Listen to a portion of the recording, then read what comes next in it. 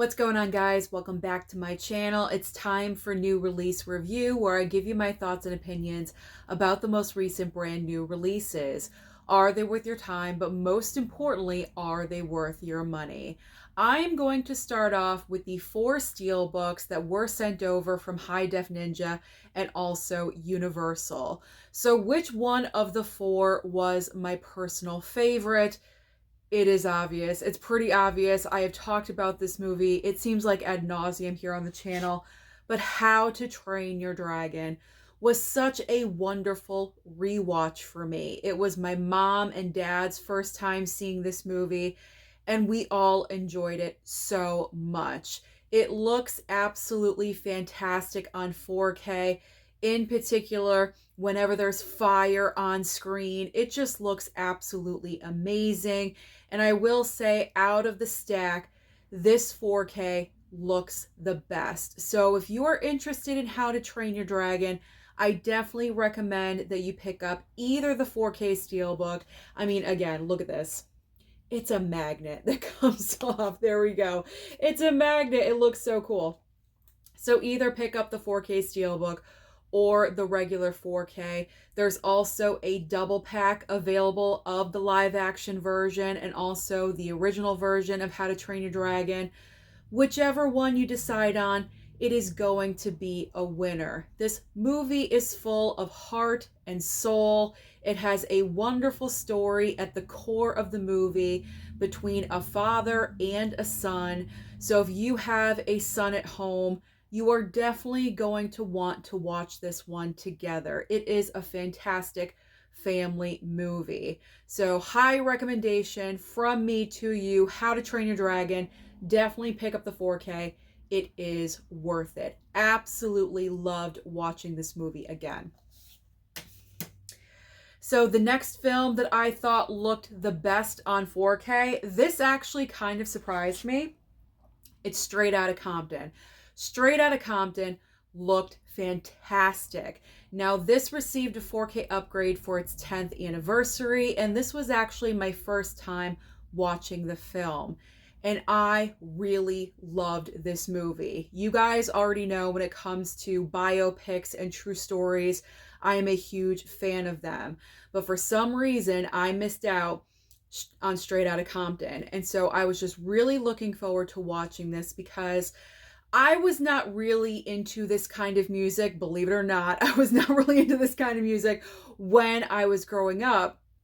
But obviously I knew who Dr. Dre was, Eazy-E, and also Ice Cube. What I really do appreciate about this movie is I had no idea who the other members of NWA were. So the other 2 members are McRen and also DJ Yella.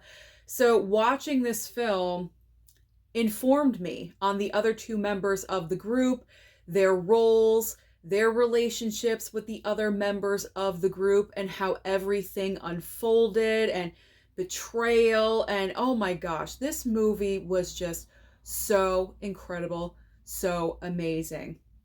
If you have not seen Straight Outta Compton yet, you really need to. And like I said, this 4K transfer looks amazing because there are a lot of night scenes in this movie, and that is a benefit with a 4K transfer. It just really enhances those dark night scenes. So definitely grab this one. If you have to wait for a sale, but grab it. Don't miss out on it. It is an incredible movie. All right, balancing that on top of the How to Train Your Dragon magnet that's on top of the Steelbook. Hopefully it doesn't fall over. You know what? I'm just going to put it over there. I don't want to risk anything falling over. Okay, next in line. Casper. Finally watched Casper for the very first time.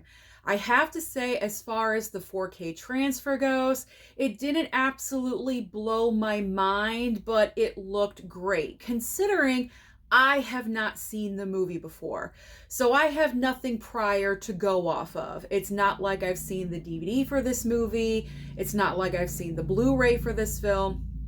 I went in completely blind, and what I saw I highly enjoyed. And I do have to say, considering this film came out in the 90s, the special effects for this movie kind of impressed me. It looked good. It looked decent. It didn't look overly fake or, overdone or not done well enough. It was just spot on perfect. And so this is another wonderful film. We're going into spooky season in just a couple of weeks, or maybe you consider spooky season to be right now. I don't know. Some people do.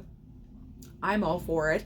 But if you're getting in the mood for spooky season and you're looking for something to watch with your family, with your kids, Casper, of course, is a perfect choice. Again, this is another movie that has a lot of heart, a lot of charm, a lot of great humor in this movie. We were laughing hysterically. And considering we were all adults watching this movie with no children in the room, we had a great time with Casper. When I told my mom the night that we were watching Casper, I was like, oh, we're watching Casper tonight. And she was like, oh, really? She automatically assumed it was like an animated feature. And I said, no, it's live action with, Casper as an animated ghost or CGI ghost, but it is live action. She was kind of hesitant. But once the movie started going and Kathy, what's her last name? Kathy Moriarty, I think is her last name. She is so funny in this movie. As soon as she came on screen, her entire character and persona is just so over the top and ridiculous, and everything that happens in this movie was just so fun. It is an overall fun movie. So this is a great choice for spooky season to sit down and watch with your kids. You might as well pick up the brand new 4K. There's also a regular 4K slipcover option for Casper as well. You don't have to pick up the Steelbook. There is a regular 4K. Now let's talk about The 40-Year-Old Virgin. So I was so excited that this movie was included in the package from High Def Ninja. I have not watched The 40-Year-Old Virgin in a really long time, even though I have the Blu-ray. I do have it, but for some reason, I've been so busy watching other films and never seen it movies. I have not watched 40-Year-Old Virgin in a really long time. But let's be honest, I think we can all agree that The 40-Year-Old Virgin is one of the best comedies to come out of the 2000s. It is just so funny. It is so hilarious. The entire concept that a guy is 40 years old and has still never had sex, and all of his co-worker friends are just trying to help him, not in the best ways, well, usually not in the best ways sometimes. Eventually, he does meet someone that he's interested in. The movie ends on such a sweet, cute note. I love it. What's not to love about The 40-Year-Old Virgin? It is so funny. The fact that Steve Carell actually went through with waxing his chest in real life on screen for his art, for his movie, is just so commendable. It's very commendable. It's unbelievable. And if you guys did not know that, there's a little free piece of info for you. He actually went through with the waxing himself. Everything that he said on camera was not scripted. It just was a natural reaction to what was occurring. Such a funny, great movie. Absolutely love it. Now, as far as the 4K transfer goes, I will say out of the 4 Steelbooks that you've just seen, I would say 40-Year-Old Virgin, the transfer did not blow my mind. I was not like, wow, this is an excellent 4K transfer. I cannot even believe it looks so great. I mean, it probably does have a little bit of a better quality than the Blu-ray, but not by much. So that is my honest opinion about that. I'm always honest when it comes to movie reviews and my thoughts and opinions. So if you have the Blu-ray already, you're probably okay. But if you're a major fan of the film, I probably would recommend that you do upgrade, because not only with the film itself, but also you get like 2 hours of bonus features included with this. A lot of brand new stuff as well that's not included with the Blu-ray. So you may want to consider upgrading for the bonus feature factor, just to let you know that. So I would say out of the 4 Steelbooks, The best 4K transfer is How to Train Your Dragon, and it's not bad, but the quote-unquote worst of the four is The 40-Year-Old Virgin. Let's shift gears and focus on the two movies that I was not really the biggest fan of. Now, it really pains me to say this, and I do appreciate these items being sent over from Shout Studios and also from Kino Lorber, but I gotta be honest. I'm always honest, as I just said. And when it comes to City on Fire, this is a brand new 4K release from Shout Studios. Now, I feel like the opinions about this movie are going to be divided because it all depends on if you are a major fan of this kind of cinema or you are not. I fall into the category of I am not a huge fan of Asian cinema. That's just not a go-to for me. I don't know why. I'm not drawn to it. I just really have no interest, but Shout Studios did send this over. And so, of course, I'm going to watch it. Now, it's not a bad movie. It's just not the kind of film that I would normally watch. I did give it a chance, and by the end of it, I just was not totally thrilled. But if you are interested in City on Fire, this is going to be released on August 26th. So you still have a couple of weeks until the release date. You can still place a pre-order for this if you are interested. So 4K and Blu-ray are included in this, and there is the cover. I'm showing you because I have not showed this 4K off yet. I haven't done a movie collection update video. And so I'm just going to show you. There is the front of the slip, there is the side of the slipcover, and there is the back. So what's happening in this movie is it's a crime drama. So when I did read that, I thought, wow, maybe I will be interested in this, because the movie is obviously a foreign film. I believe the main language is Cantonese, and then it has English subtitles. So right there, right off the bat for me, kind of difficult. I'm not the biggest fan of foreign films, but I like to be open-minded. Don't get me wrong. I like to be open-minded with things, and because it is a crime drama, I thought, you know what, maybe I really will enjoy this movie. And so when we popped it in to watch the other night, we were open-minded. I was like, okay, guys, we got this movie. Let's enjoy it. Let's pop it in and see what happens here. But you know what? It just didn't really grab any of us. I don't think my mom really cared for this movie either. My dad, by the end of the film, I looked over and he was scrolling on his phone. That's not a good sign. So it just didn't really work with any of us. What's happening in the movie is that there is what's happening? An undercover cop. I think he wants to retire or something, or he wants out or something, and he agrees to go undercover with this group of thieves that are targeting jewelry stores. I think I kind of felt there just wasn't a lot of action in this movie. I would have wanted more action. I felt like the majority of the action was towards like the back half of the film, like the third act, the final act. But there wasn't like enough consistently throughout the entire movie to at least keep my attention. I felt like there was a lot of scenes with Chow Yun-fat and his girlfriend, fiance, and I didn't really care for her character. I don't even know why he even wanted to marry her. She just seemed like she was kind of bitchy all the time. So I don't know. This one for me did not work. And I went onto IMDb because I'm always curious to see what other people think about movies that I just don't really gel with. And so I wanted to see what other people thought, user reviews.